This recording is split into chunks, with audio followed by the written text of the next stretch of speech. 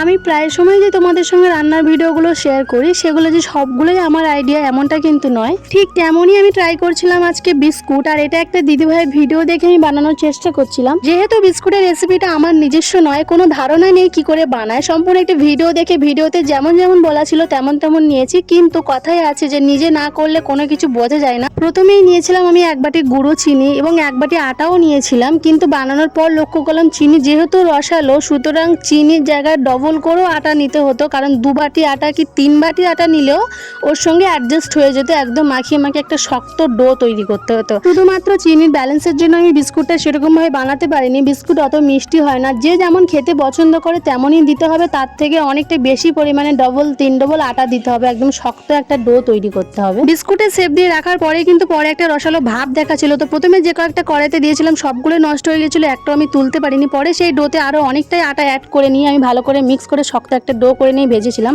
আর অতিরিক্ত মিষ্টির কারণেই কিন্তু এরকম পুড়ে গিয়েছিল।